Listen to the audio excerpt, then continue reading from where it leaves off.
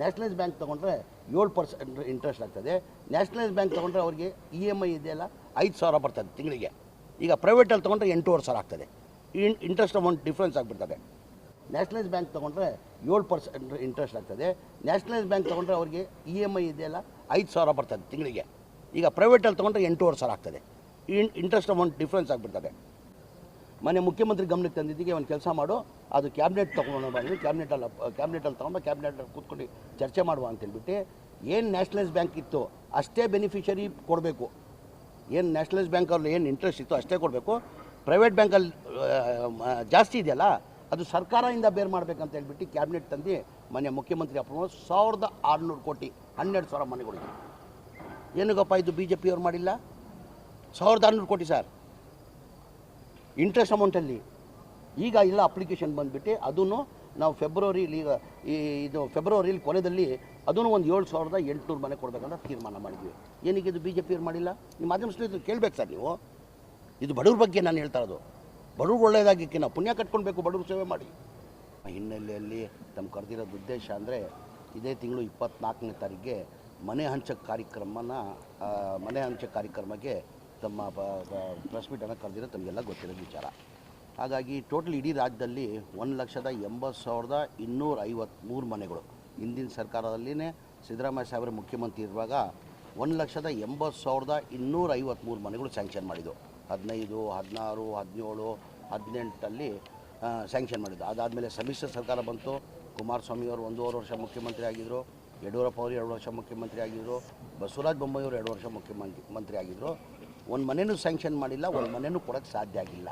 ಕಾರಣ ಅಂದರೆ ಒಂದು ಮನೆ ಕಟ್ಟಬೇಕಾದ್ರೆ 7.5 ಲಕ್ಷ ರೂಪಾಯಿ ಆಗ್ತದೆ.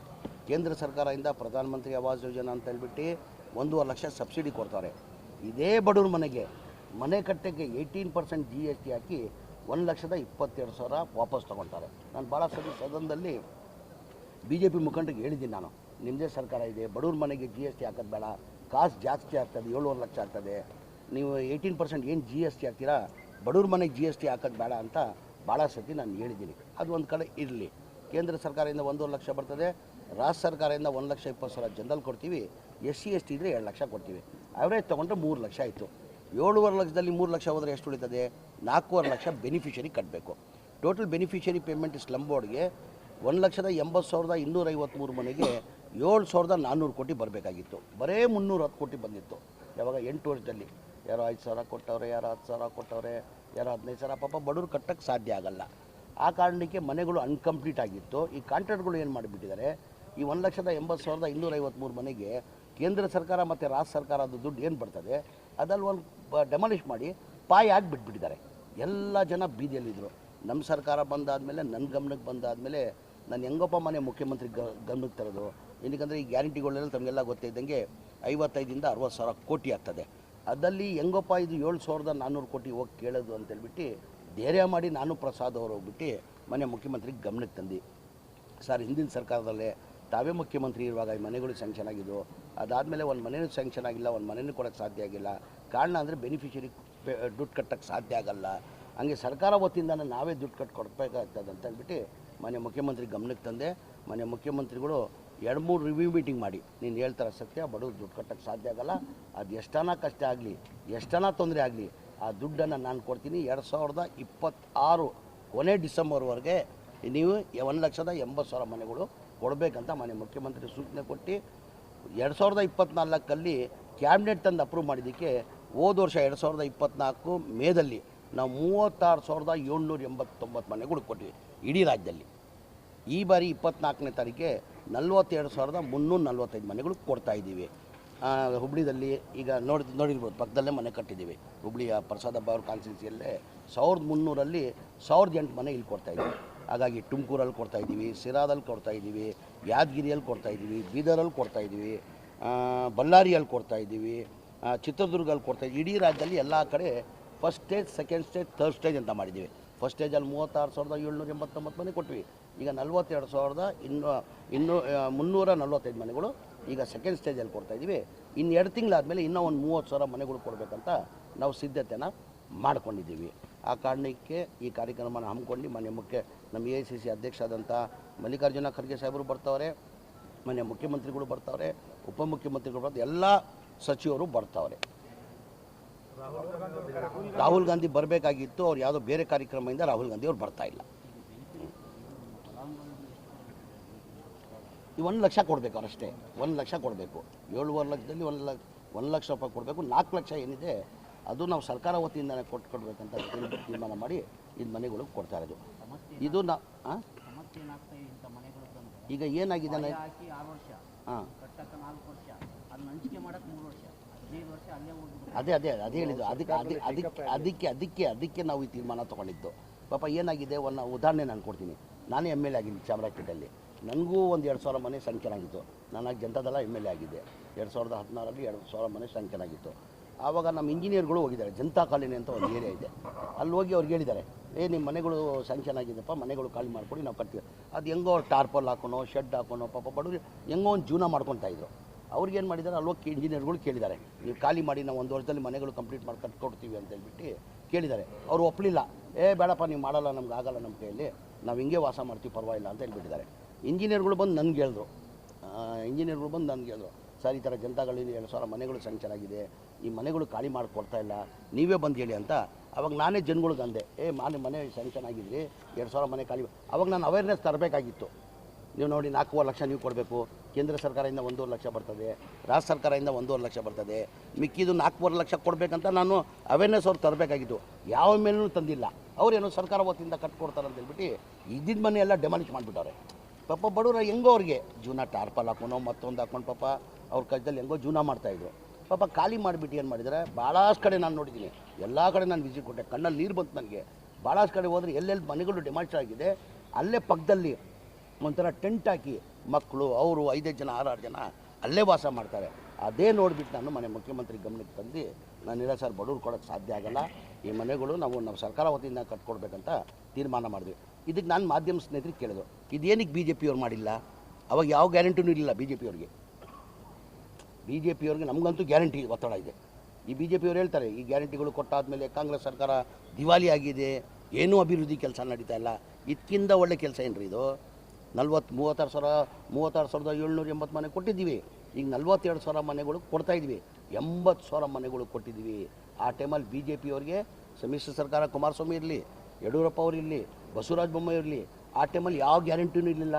ನಾವು ಜನಗಳು ಚುನಾವಣೆ ಟೈಮಲ್ಲಿ ಇದು ಕೊಟ್ಟಿಲ್ಲ, ಮಾತು ಕೊಟ್ಟಿಲ್ಲ. ನಾವು 5 ಗ್ಯಾರಂಟಿಯನ್ನು ಘೋಷಣೆ ಮಾಡಿದ್ವಿ, 5 ಗ್ಯಾರಂಟಿ ಕೊಟ್ಟಿದ್ವಿ.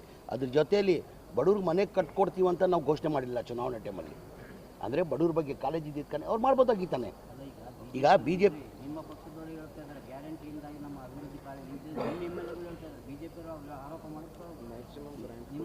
ಇಲ್ಲಲ್ಲ, ಅದಿಲ್ಲ, ಒಂದು ನಿಮಿಷ ನಾನು ಹೇಳ್ತೀನಿ. ಆಯ್ತಪ್ಪ, ಈಗ ಇದು ಮನೆಗಳು ಹೆಂಗೆ ಕೊಡ್ತಾಯಿದ್ವಿ ನಾವು? ಈಗ BJPಯಲ್ಲಿ ಯಾವ ಗ್ಯಾರಂಟಿನೂ ಇಲ್ಲ ಅಂತಾನೆ. ಎಲ್ಲ ಒಂದು ಕಡೆ ನಾವು MLAಗಳಿಗೆ ಅದೇನಾಗಿದೆ, 2013ರಿಂದ ಹಿಡ್ಕೊಂಡು 2014ವರೆಗೂ ಎಲ್ಲ ತಾಲೂಕಲ್ಲಿ ಸಿದ್ದರಾಮಯ್ಯ ಅವರು ಏನಾಗಿದ್ದಾರೆ, ಆವಾಗ ಒಂದೊಂದು ಕಾನ್ಸ್ಟಿಟ್ಯೂನ್ಸ್ಗೆ ಒಂದು ತಾಲೂಕಿಗೆ 5 ವರ್ಷಕ್ಕೆ 1,000 ಕೋಟಿ, 1,500 ಕೋಟಿ, 2,000 ಕೋಟಿ ಕೊಟ್ಟಿದ್ರು ಅಭಿವೃದ್ಧಿ ಕೆಲಸಕ್ಕೆ. ಅದೇ ಆಸೆ ಭಾಳ ಜನ MLAಗಳು ಇಟ್ಕೊಂಡಿದ್ದಾರೆ. ಈಗಲೂ ಕೊಡ್ತವ್ರೆ. ಮೊನ್ನೆ ಎಲ್ಲರಿಗೂ 50 ಕೋಟಿ ಕೊಟ್ಟವ್ರೆ. ಈಗ 75 ಕೋಟಿ ಕೊಡಬೇಕಂತ ತೀರ್ಮಾನ ಮಾಡಿದರೆ, ನಾನು ಭಾಳಷ್ಟು ಕಡೆ ನೀವು ಹೇಳ್ತಾ ಇದ್ದೀರಲ್ಲ, ನಾನು ಹೋದ ವರ್ಷದ ನಾನು ಲೆಕ್ಕ ಹೇಳ್ತೀನಿ. ನಾನು 2025ರಲ್ಲಿ ಜಿಲ್ಲಾ ಕಾರ್ಯಕ್ರಮ ಮಾಡ್ತೀವಿ, ಉದ್ಘಾಟನೆ ಕಾರ್ಯಕ್ರಮ ಮತ್ತು ಗುದ್ಲಿ ಪೂಜೆ ಕಾರ್ಯಕ್ರಮ. ನನ್ನ ಅನಿಸಿಕೆ ನಾನು ಹೋಗಿರೋದು ಕಾರ್ಯಕ್ರಮ 7-8 ಜಿಲ್ಲೆಗೆ ನಾನು ಹೋಗಿದ್ದೀನಿ. ನಾನು ಕೊಪ್ಪಳಕ್ಕೆ ಹೋಗಿದ್ದೆ, 1,610 ಕೋಟಿದು ಉದ್ಘಾಟನೆ ಕಾರ್ಯಕ್ರಮ, ಗುದ್ಲಿ ಪೂಜೆ ಕಾರ್ಯಕ್ರಮ ಮಾಡಿದ್ರು. ಮೈಸೂರಲ್ಲಿ 2,500 ಕೋಟಿ ಉದ್ಘಾಟನೆ ಕಾರ್ಯಕ್ರಮ, ಗುದ್ಲಿ ಪೂಜೆ ಕಾರ್ಯಕ್ರಮ. ದೊಡ್ಡಬಳ್ಳಾಪುರಲ್ಲಿ 1,900 ಕೋಟಿ. ಆ ಥರ ಎಲ್ಲ ತಾಲೂಕಲ್ಲಿ ಮಾಡ್ಕೊಂಡು ಬರ್ತಾವ್ರೆ. ನಾನು ಸಂಡೂರಲ್ಲಿ ಬರೀ ಒಂದೇ ತಾಲೂಕಲ್ಲಿ 1,680 ಕೋಟಿ 2025ರಲ್ಲಿ. ಮೊನ್ನೆ ನಾವು ಇದರಲ್ಲಿ ನಮ್ಮ ವಿಜಯನಗರ ಜಿಲ್ಲೆಯಲ್ಲಿ 900 ಕೋಟಿದು ಗುದ್ಲಿ ಪೂಜೆನ ಮಾಡಿದ್ದಾರೆ. ಅಂದರೆ ನನ್ನ ಕ್ಷೇತ್ರದಲ್ಲಿ ಉದಾಹರಣೆ, ನನ್ನ ಕ್ಷೇತ್ರದಲ್ಲೇ ನಮ್ಮ ಸರ್ಕಾರ ಬಂದಾದಮೇಲೆ BJP ಸರ್ಕಾರ 90 ಕೋಟಿ ಮೇಲೆ ಕೊಟ್ಟಿಲ್ಲ, 5 ವರ್ಷದಲ್ಲಿ 90 ಕೋಟಿ ಕೊಟ್ಟಿಲ್ಲ. ಈಗ ನಮ್ಮ ಕಾಂಗ್ರೆಸ್ ಸರ್ಕಾರ ಬಂದಾದಮೇಲೆ ಗ್ಯಾರಂಟಿಗಳನ್ನೇ ಕನಿಷ್ಠ 480 ಕೋಟಿ ಅನುದಾನ ನಾನು ತೊಗೊಂಡಿದ್ದೀನಿ. 480 ಕೋಟಿ ಅನುದಾನ ನಾನು ತೊಗೊಂಡಿದ್ದೀನಿ. ಅಂದರೆ ನಾನು ಹೇಳೋದು ಏನಪ್ಪ ಅಂದರೆ, ಇಲ್ಲ ಹೇಳ್ತೀನಿ, ಅದಲ್ಲ ಕೊನೆಯಲ್ಲಿ ಹೇಳ್ತೀನಿ. ನಾನು ಹೇಳೋಪ್ಪ ಏನಂದರೆ, ನಿಮ್ಮ ಅದೇ ಸ್ನೇಹಿತರಿಗೆ ಏನಕ್ಕಂದರೆ ಇದು ಬಡವ್ರಿಗೂ ಒಳ್ಳೆಯದಾಗ್ತದೆ. ನೀವು ಮೆಸೇಜ್ ಕೊಡಬೇಕು, ಪ್ರಚಾರ ಮಾಡಬೇಕು. ಏನಕ್ಕಂದರೆ ಇದು ಒಂಥರ, ಈಗ ಅವ್ರು ಗ್ಯಾರಂಟಿ ಅವ್ರು ಕೊಡ್ಬೋದಾಗಿತ್ತಾನೆ ಮನೆಗಳು. ನಾನು ನಿಮ್ಮ ಮಾಧ್ಯಮ ಸ್ನೇಹಿತರಿಗೆ ಕೇಳಿದೆ ನಾನು. ಇಲ್ಲ ಹೇಳ್ತೀನಿ, ಇದು ಮೊದಲೇ ಕಂಪ್ಲೀಟ್ ಮಾಡ್ತೀನಿ, ಆಮೇಲೆ ಕೊನೆಯದಲ್ಲ ಅದು. ಏನು ಸರ್, ನಾನು ನಿಮ್ಗೆ ಕೇಳೋದು ಏನಕ್ಕಂದರೆ ಅವ್ರಿಗೆ ಯಾವ ಗ್ಯಾರಂಟಿನೂ ಇರಲಿಲ್ಲ. ಮಾಡ್ಬೋದಾಗಿತ್ತಾನೆ ಅವರು. ನಾವು ಗ್ಯಾರಂಟಿ ಒತ್ತಡದಲ್ಲೂ ಮನೆಗಳು ಫ್ರೀ ಕೊಡ್ತಾಯಿದ್ವಿ. ಇದು ಒಂದೇ ಇಲ್ಲ ಸರ್, ಇದು ಇನ್ನೊಂದು ರಾಜೀವ್ ಗಾಂಧಿ EHP ಸ್ಕೀಮ್ ಅಂತ ಇದೆ, ಆಶ್ರಯ ಮನೆಗಳು ಅಂತೀವಿ. ಅದೂ 47,860 ಮನೆಗಳು. ಅದು ಹಿಂದಿನ ಸರ್ಕಾರದಲ್ಲೇ ಸಿದ್ದರಾಮಯ್ಯ ಅವರು ಮುಖ್ಯಮಂತ್ರಿ ಇರುವಾಗ ಆ ಮನೆಗಳು ಸ್ಯಾಂಕ್ಷನ್ ಆಗಿದ್ದು. ಅದು ಸೇಮ್ ಒಂದು ಮನೆ ಕಟ್ಟಬೇಕಾದ್ರೆ 7.5 ಲಕ್ಷ, ಅದೂ ಬೆನಿಫಿಷರಿ ಪೇಮೆಂಟ್ 2,300 ಕೋಟಿ ಬರಬೇಕಾಗಿತ್ತು, ಬರೇ 110 ಕೋಟಿ ಬಂದಿತ್ತು. ಸೇಮ್ ಇದೇ ಥರ 7.5 ಲಕ್ಷ ಕೊಡೋಕ್ಕೆ ಸಾಧ್ಯ ಅಲ್ಲ. ಅದು ಮಾನ್ಯ ಮುಖ್ಯಮಂತ್ರಿಗಳು 2-3 ರಿವ್ಯೂ ಮೀಟಿಂಗ್ ಮಾಡಿಬಿಟ್ಟು ಈಗ ಆಲ್ರೆಡಿ ಅಪ್ರೂವ್ ಮಾಡಿದ್ದಾರೆ. ಈ ಕ್ಯಾಬಿನೆಟ್ 29ನೇ ತಾರೀಕು ಕ್ಯಾಬಿನೆಟ್ ತಂದು ಅದನ್ನು ಸರ್ಕಾರ ವತಿಯಿಂದನೇ ಕಟ್ಕೊಡ್ಬೇಕಂತ ಅದೊಂದು ಕಡೆ ತೀರ್ಮಾನ ತೊಗೊಂಡಿದ್ದಾರೆ. ಅದ್ರ ಜೊತೆ ಬೆಂಗಳೂರಲ್ಲಿ ನಮ್ಮ ಸರ್ಕಾರ ಏನು ಮಾಡಿದೆ ನಾನು ಹೇಳಲೇಬೇಕಿಲ್ಲ, ವಸತಿ ಮಂತ್ರಿಯಾಗಿ ನನ್ನ ಇಲಾಖೆದು ನಾನು ಹೇಳ್ತಾ ಇರೋದು. ಬೆಂಗಳೂರಲ್ಲಿ ಸಿದ್ದರಾಮಯ್ಯನೇ ಮುಖ್ಯಮಂತ್ರಿ ಇರುವಾಗ 1 ಲ್ಯಾಕ್ ಹೌಸಿಂಗ್ ಸ್ಕೀಮ್ ಅಂತ ತಂದರೆ ಸರ್. 1 ಲ್ಯಾಕ್ ಹೌಸಿಂಗ್ ಸ್ಕೀಮಲ್ಲಿ ಈ ಬೆಂಗಳೂರು ಸಿಟಿಂದ ನೋಡಿರ್ಬೋದು, ಎತ್ತರದಲ್ಲಿ ಬೆಳೆದ್ಬಿಟ್ಟಿದೆ. 1 ಕೋಟಿ ಜನಸಂಖ್ಯೆ ಆಗಿದೆ, ಅಲ್ಲಿ ಎತ್ತರದಲ್ಲಿ ಬೆಳೆದಿದೆ. ಆಟೋ ಚಾಲಕರು, ಬೀದಿ ವ್ಯಾಪಾರ ಮಾಡೋರು, ಕೂಲಿ ಮಾಡೋರು ಅಲ್ಲಿ ಜಾಸ್ತಿ. ಅವ್ರಿಗೂ ಒಂದು ಸ್ವಂತ ಮನೆ ಆಗಲಿ ಅಂತ ಹೇಳ್ಬಿಟ್ಟು ಮನೆ ಮುಖ್ಯಮಂತ್ರಿಗಳು 1,028 ಎಕರೆ ಜಾಗ ಸರ್, 1,028 ಎಕರೆ ಜಾಗ ನಮ್ಮ ರಾಜೀವ್ ಗಾಂಧಿಗೆ ಹ್ಯಾಂಡ್ ಓವರ್ ಮಾಡಿದ್ರು. ಅವ್ರಿಗೆಲ್ಲ ಸರೌಂಡಿಂಗ್, ಬೆಂಗಳೂರು ಸಿಟಿ ಸರೌಂಡಿಂಗಲ್ಲಿ ಅವ್ರಿಗೆಲ್ಲ ಮನೆ ಕಟ್ಕೊಡ್ಬೇಕಂತ 6 ಲಕ್ಷನ ನಿಗದಿ ಮಾಡಿದ್ರು ರೇಟ್. ಪ್ರಸಾದ್ ಭಾಯ್ ಅವರೇ, 6 ಲಕ್ಷಕ್ಕೆ ನಿಗದಿ ಮಾಡಿ ಕೇಂದ್ರ ಸರ್ಕಾರದಿಂದ 1.5 ಲಕ್ಷ ಬರ್ತಾಯಿತ್ತು. ಸ್ಟೇಟ್ ಗೌರ್ಮೆಂಟ್ನಿಂದ ಜನರಲ್ ಇದ್ದರೆ 1,20,000, SC ST ಇದ್ದರೆ 2 ಲಕ್ಷ. ಬರೀ ಜನರಲ್ ಅವರು 2.5 ಲಕ್ಷ ಕೊಟ್ಟರೆ ಅವ್ರ ಮನೆ ಆಗೋದು. SC ST 1,20,000 ಕೊಟ್ಟರೆ ಅವ್ರಿಗೆ ಒಂದು ಮನೆ ಬೆಂಗಳೂರು ಸಿಟಿಯಲ್ಲಿ ಅವ್ರ ಸ್ವಂತ ಮನೆ ಆಗೋದು. ಸಿದ್ದರಾಮಯ್ಯ ಇರುವಾಗ ಮಾಡಿ 1,028 ಎಕರೆ ಕೊಟ್ಟರು. ಅದಾದಮೇಲೆ 18ಅಲ್ಲಿ ನಮ್ಮ ಸರ್ಕಾರ ಬಂದಿಲ್ಲ, ಸಮ್ಮಿಶ್ರ ಸರ್ಕಾರ ಬಂತು. ಇದೇ ಬಸವರಾಜ ಬೊಮ್ಮಾಯಿಯವರು, ಬಡವ್ರ ಬಗ್ಗೆ ಎಷ್ಟು ಕಾಳಜಿ ಇದೆ ನೋಡಿ, ಇದೇ ಬಸವರಾಜ ಬೊಮ್ಮಾಯಿಯವರು 2021ರಲ್ಲಿ ರಿವ್ಯೂ ಮಾಡಿಬಿಟ್ಟು ನಾವೇನು 6 ಲಕ್ಷ ನಿಗದಿ ಮಾಡಿದ್ವಿ ರೇಟ್, ಅದಕ್ಕೆ 11,20,000 ಮಾಡಿಬಿಟ್ಟು ಈಕ್ವಲ್ ಟು ಡಬಲ್. ಈಗ ನಮ್ಗೆ ನಾವು ಮಾಡಿರೋದು ಬಡವರಿಗೆ ಜನರಲ್ ಇದ್ದರೆ 1.5 ಲಕ್ಷ ಕೊಟ್ಟರೆ ಅವ್ರ ಮನೆ ಆಗೋದು, SC ST ಇದ್ದರೆ 1,70,000. ಈಗ 8.5 ಲಕ್ಷ ಅವ್ರು ಕಟ್ಟಬೇಕು. ಎಲ್ಲಿಂದ ಬಡವರು ಕಟ್ತಾರೆ? ಆ ಕೆಲಸಗಳು ಕಾಮಗಾರಿನೂ ಎಲ್ಲ ನಿಂತುಬಿಟ್ಟಿತ್ತು, ಯಾರೂ ಬರ್ತಾಯಿಲ್ಲ, ಅಪ್ಲಿಕೇಶನ್ ಇಲ್ಲ, ಯಾವುದಿಲ್ಲ. ನಮ್ಮ ಸರ್ಕಾರ ಬಂದಾದಮೇಲೆ ಮನೆ ಮುಖ್ಯಮಂತ್ರಿನ ಕೇಳಿದ್ರು, ನಾನು ಒಂದು ಕನಸು ತೊಗೊಂಡು ಬೆಂಗಳೂರು ಸಿಟಿದು ಏನಾಯಿತು 1 ಲಕ್ಷ ಹೌಸಿಂಗ್ ಸ್ಕೀಮ್ ಅಂತ. ನಾನು ಹೇಳಿದೆ, ಸರ್ ತಾವು 6 ಲಕ್ಷ ನಿಗದಿ ಮಾಡಿದ್ದೀವಿ ರೇಟ್, ಈ BJP ಸರ್ಕಾರದಲ್ಲಿ ಬಸವರಾಜ ಬೊಮ್ಮಾಯಿಯವರು ರಿವ್ಯೂ ಮಾಡಿಬಿಟ್ಟು 11,20,000 ಈಕ್ವಲ್ ಡಬಲ್ ಮಾಡಿಬಿಟ್ಟವ್ರೆ. ಯಾರೂ ಮುಂದೆ ಬರ್ತಾಯಿಲ್ಲ ಸರ್. ಪಾಪ ಬಡವರು ಎಲ್ಲಿಂದ ಕಟ್ಟಕ್ಕಾದ? 2 ಲಕ್ಷ ಕೊಡೋದೇ ಕಷ್ಟ. ಅವರು 8.5 ಲಕ್ಷ ಎಲ್ಲಿ ಕೊಡ್ತಾರೆ? ಕಡಕ್ಕೆ ಸಾಧ್ಯ ಆಗಲ್ಲ ಅಂದಿದ್ದಕ್ಕೆ ಇಮಿಡಿಯೇಟ್ ಮನೆ ಮುಖ್ಯಮಂತ್ರಿಗಳು ಮೀಟಿಂಗ್ ಮಾಡಿ, ಇಲ್ಲ 1 ಲಕ್ಷ ರೂಪಾಯಿ ನೀನು ಕಡಿಮೆ ಮಾಡು, ಸರ್ಕಾರ ವತಿಯಿಂದ ನಾನು ಕೊಡ್ತೀನಿ ಅಂತ ಹೇಳ್ಬಿಟ್ಟು 1 ಲಕ್ಷ ಕಡಿಮೆ ಮಾಡಿದ್ರು. ಅವ್ರಿಗೇನು ಮಾಡಿದ್ರು, ಒಂದು ಕೆಲಸ ಮಾಡು, ಕೇಂದ್ರ ಸರ್ಕಾರದಿಂದ ರಾಜ್ಯ ಸರ್ಕಾರದ 1 ಲಕ್ಷ ಕಡಿಮೆ ಮಾಡಿದ್ರೆ 10,20,000 ಆಗ್ತದೆ. ಬೆನಿಫಿಷರಿ 3 ಲಕ್ಷ ಕೇಂದ್ರ ಸರ್ಕಾರದಿಂದ ರಾಜ್ಯ ಸರ್ಕಾರದಿಂದ 3 ಲಕ್ಷ ಕೊಡ್ತೀವಿ. 8 ಲಕ್ಷ ಏನು ಕಟ್ಟಬೇಕು ಅವರು ಬ್ಯಾಂಕಿಂದ ಲೋನ್ ತೊಗೊಳ್ಳಿ ಅಂತ ಸೂಚನೆ ಕೊಟ್ಟರು. 5 ಲಕ್ಷ ರೂಪಾಯಿ ಎಲ್ಲ ನ್ಯಾಷನಲೈಸ್ ಬ್ಯಾಂಕ್ ಅವ್ರನ್ನ ಕರೆದ್ವಿ ನಾವು. ನ್ಯಾಷನಲೈಸ್ ಅವ್ರ ಭಾಳ ದಿನ ನಾವು 1 ತಿಂಗಳು ಸರ್ಕಸ್ ಮಾಡಿದ್ವಿ. ಅದಕ್ಕೆ ನ್ಯಾಷನಲೈಸ್ ಬ್ಯಾಂಕಲ್ಲಿ ಏನಾಯಿತು, ಸಿಬಿಲ್ ಇಲ್ಲ ಪಾಪ ಬಡವರಿಗೆ. ಯಾವುದೋ ಒಂದು 2 ವೀಲರ್ಗೆ ಲೋನ್ ತೊಗೊಂಡಿರ್ತಾರೆ, ಮತ್ತೊಂದು ಲೋನ್ ತೊಗೊಂಡಿರ್ತಾರೆ. ಸಿಬಿಲ್ ಇಲ್ಲ ಕಾರಣಕ್ಕೆ ನ್ಯಾಷನಲೈಸ್ ಬ್ಯಾಂಕ್ ಅವ್ರು ಯಾರೂ ಮುಂದೆ ಬಂದಿಲ್ಲ. ಮನೆ ಮುಖ್ಯಮಂತ್ರಿ ಗಮನಕ್ಕೆ ತಂದೆ ನಾನು, ಸರ್ ನ್ಯಾಷನಲೈಸ್ ಬ್ಯಾಂಕ್ ಅವರು ಯಾರೂ ಮುಂದೆ ಬರ್ತಾಯಿಲ್ಲ, ಏನಕ್ಕಂದ್ರೆ ಯಾರ್ದು ಸಿಬಿಲ್ ಬರ್ತಾಯಿಲ್ಲ, ಆಲ್ಮೋಸ್ಟ್ ಸಿಬಿಲ್ ಇಲ್ಲ ಪಾಪ. ಯಾವುದೋ ಸಣ್ಣ ಪುಟ್ಟ ಲೋನ್ ತೊಗೊಂಡಿರ್ತಾರೆ ಸರ್, 2 ಇನ್ಸ್ಟಾಲ್ಮೆಂಟು ಕಟ್ಟಿಲ್ಲ ಅಂದರೆ ಅವ್ರು ಸಿಬಿಲ್ ಬರೋಲ್ಲ. ಹಂಗಾಗಿ ನಾವು ಪ್ರೈವೇಟಲ್ಲಿ ತೊಗೊಂಡ್ರೆ ಸರ್ 11ರಿಂದ 12% ಇಂಟ್ರೆಸ್ಟ್ ಆಗ್ತದೆ. ನ್ಯಾಷನಲೈಸ್ ಬ್ಯಾಂಕ್ ತೊಗೊಂಡ್ರೆ 7% ಇಂಟ್ರೆಸ್ಟ್ ಆಗ್ತದೆ. ನ್ಯಾಷನಲೈಸ್ ಬ್ಯಾಂಕ್ ತೊಗೊಂಡ್ರೆ ಅವ್ರಿಗೆ EMI ಇದೆಯಲ್ಲ 5,000 ಬರ್ತದೆ ತಿಂಗಳಿಗೆ.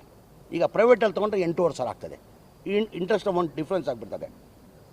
ಮನೆ ಮುಖ್ಯಮಂತ್ರಿ ಗಮನಕ್ಕೆ ತಂದಿದ್ದಕ್ಕೆ ಒಂದು ಕೆಲಸ ಮಾಡು, ಅದು ಕ್ಯಾಬಿನೆಟ್ ತೊಗೊಂಡು ಬಂದು ಕ್ಯಾಬಿನೆಟಲ್ಲಿ ತೊಗೊಂಡು ಕ್ಯಾಬಿನೆಟಲ್ಲಿ ಕೂತ್ಕೊಂಡು ಚರ್ಚೆ ಮಾಡುವ ಅಂತೇಳ್ಬಿಟ್ಟು ಏನು ನ್ಯಾಷನಲೈಸ್ ಬ್ಯಾಂಕ್ ಇತ್ತು ಅಷ್ಟೇ ಬೆನಿಫಿಷರಿ ಕೊಡಬೇಕು. ಏನು ನ್ಯಾಷನಲೈಸ್ ಬ್ಯಾಂಕಲ್ಲಿ ಏನು ಇಂಟ್ರೆಸ್ಟ್ ಇತ್ತು ಅಷ್ಟೇ ಕೊಡಬೇಕು.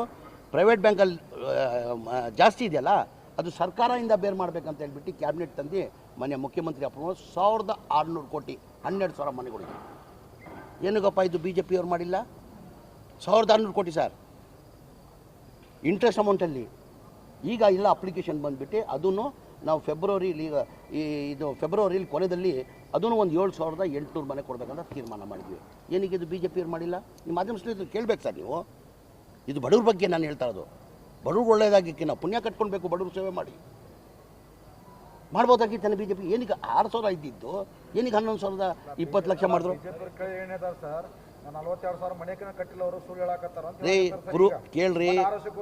ಕೇಳ್ರಿ ಅಶೋಕ್ ಅವ್ರಿಗೆ ನಾನು ಓಪನ್ ಸವಾಲು ಹಾಕಿದ್ದೀನಿ, ಇವತ್ತು ಓಪನ್ ಸವಾಲು ಹಾಕ್ತೀನಿ ನಾನು. ಅವ್ರು ಹೇಳ್ತಾರೆ ಬರ್ತೀನಿ ನಾನು. ಏನು ನಿಮಿಷ ಕೇಳಿ, 1 ನಿಮಿಷ ನಾನು ಕಂಪ್ಲೀಟ್ ಮಾಡ್ತೀನಿ. ಈ ಡಾಟಾ ಇದೆ, ಎಲ್ಲೆಲ್ಲಿ 42 ಸಾವಿರ ಓಪನ್ ಅಶೋಕ್ ಅವ್ರಿಗೆ ಸವಾಲು, ಓಪನ್ ಅಶೋಕ್ ಅವ್ರಿಗೆ ಸವಾಲಿದು. ಡಾಟಾ ಇದೆ, ಎಲ್ಲೆಲ್ಲಿ ಮನೆಗಳು ಕಟ್ಟಿದ್ದೀವಿ ಎಲ್ಲೆಲ್ಲಿ ಕೊಡ್ತಾಯಿದ್ದೀವಿ ಅಂತ ಡಾಟಾ ಇದೆ. ಅಲ್ಲಿ ಹೋಗಿ ಅವ್ರು ನೋಡಲಿ, ಏನಾದ್ರು ಹೆಚ್ಚು ಕಡಿಮೆ ಏನಾರು ಆಗಿದ್ರೆ ಅವ್ರು ಹೇಳಿದ್ದು ನಾನು ಕೇಳಕ್ಕೆ ಸಿದ್ಧ. ಅದ್ರ ಜೊತೆಯಲ್ಲಿ BJP ಅವ್ರಿಗೆ ನಾನು ಓಪನ್ ಸವಾಲು ಹಾಕಿದ್ದೀನಿ. ಅಕ್ಟೋಬರ್ 6ನೇ ತಾರೀಕು ಕೊಪ್ಪಳ ಫಂಕ್ಷನಲ್ಲಿ ನಾನು ಸವಾಲು ಹಾಕಿದ್ದೀನಿ BJP ಅವ್ರಿಗೆ. ಪಾಪ ಸೋಮಣ್ಣ ಅವ್ರು ಇದ್ದರು, ವಸತಿ ಮಂತ್ರಿಯಾಗಿ ಸೋಮಣ್ಣ ಭಾಳ ಪ್ರಯತ್ನ ಮಾಡಿದ್ರು. ಅವ್ರ ಬಡವ್ರ ಬಗ್ಗೆ ಕಾಳಜಿ ಇತ್ತು ಸೋಮಣ್ಣನಿಗೆ. ಯಡಿಯೂರಪ್ಪ ಅಂತವನು ಪ್ರಯತ್ನ ಮಾಡಿದ್ರು, ಇಲ್ಲ ಬಡವ್ರು ದುಡ್ಡು ಕಟ್ಟಕ್ಕೆ ಸಾಧ್ಯ ಆಗಲ್ಲ, ನಾವೇ ಸರ್ಕಾರ ವತಿಯಿಂದ ಕಟ್ಟಬೇಕಂತ ಭಾಳಷ್ಟು ಸೋಮಣ್ಣ ಅವರು ಯಡಿಯೂರಪ್ಪ ಅಂತವೂ ಪ್ರಯತ್ನ ಮಾಡಿದ್ರು, ಬಸವರಾಜ ಬೊಮ್ಮಾಯಿತವನು ಪ್ರಯತ್ನ ಮಾಡಿದ್ರು. ಅವ್ರ ಬಡವ್ರ ಬಗ್ಗೆ ಕಾಳಜಿ ಇದ್ದಿಲ್ಲ, ಆಗಲಿಲ್ಲ, ಪ್ರಯತ್ನ ಮಾಡಿದ್ರು, ಇಲ್ಲ ಅಂತ ಇಲ್ಲ. ಅವ್ರು ಏನಾರು BJP ಅವಧಿಯಲ್ಲಿ ಸ್ಲಮ್ ಬೋರ್ಡಲ್ಲಿ ಒಂದು ಮನೆ ಏನಾರ ಕೊಟ್ಟಿದ್ದರೆ ನಾನು ಇವತ್ತೇ ರಾಜಕೀಯದಿಂದ ನಿರ್ವೃತ್ತಿ ತೊಗೊಳ್ತೀನಿ, ಮಂತ್ರಿ ಸ್ಥಾನಕ್ಕೆ ರಾಜೀನಾಮೆ ಕೊಡ್ತೀನಿ. ಸಾಬೀತು ಪಡಲಿ. ಏನಕ್ಕೆ ಸಾಬೀತು ಪಡ್ತಾ ಇಲ್ಲ ಅವರು? ಓಪನ್ ಸವಾಲು ಹಾಕಿದ್ದೀನಿ ನಾನು ಬೇರೆಯವ್ರು ಹಂಗಲ್ಲ. ಮುಖ್ಯಮಂತ್ರಿ ಮುಂದೆನೇ ಈ ಮಾತನ್ನು ಹೇಳಿದ್ದೀನಿ ನಾನು. ಒಂದು ಮನೆ ರೀ, ಒಂದು ಮನೆ ಏನಾರು ಕೊಟ್ಟಿದ್ದರೆ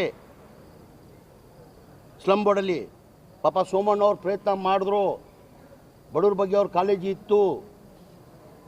ಒಂದು ಮನೆ ಸ್ಲಮ್ ಬೋರ್ಡಲ್ಲಿ ಏನಾರು 2019 ಇಂದ 23ವರೆಗೂ ಒಂದು ಮನೆ ಏನಾರು ಕೊಟ್ಟಿದ್ರೆ ನಾನು ರಾಜಕೀಯದಿಂದ ನಿರ್ವೃತ್ತಿ ತೊಗೊಂಡಿದ್ದೀನಿ. ಬನ್ನಿ, ಯಾವ ಬೇಕು. ಈಗ ವಿರೋಧ ಪಕ್ಷ ನಾಯಕರಿದ್ದಾರೆ, ಅವ್ರು ಕೇಳೋದು ಹಕ್ಕಿದೆ, ಕರೀರಿ, ನಮ್ಮನ್ನ ಚೇರ್ಮನ್ನ ಕರೀಲಿ. ಈ ಮನೆಗಳು ಕೊಡ್ತಾಯಿದ್ದಿಲ್ಲ 42 ಸಾವಿರ ಮನೆಯಲ್ಲಿ ಲೈವ್ ತೋರಿಸ್ಬೇಕಾ, ವೀಡಿಯೋ ಕಾನ್ಫರೆನ್ಸ್ ಮುಖಾಂತರ ತೋರಿಸ್ತೀವಿ. ಇಲ್ಲ ನೀವು ಹೋಗ್ಬೇಕಾ, ಸ್ಪಾಟ್ ಹೋಗ್ಬೇಕಾದ್ರೆ ಯಾವ ಸ್ಪಾಟ್ ಹೋಗ್ಬೇಕು ನಾವು ಸಿದ್ಧ. ಮಾತಾಡಲಿ, ಬರಲಿ. ಈ SC ST ಅನುದಾನನ ಗ್ಯಾರಂಟಿಗಳಿಗೆ ಬಳಕೆ ಮಾಡಿಕೊಂಡು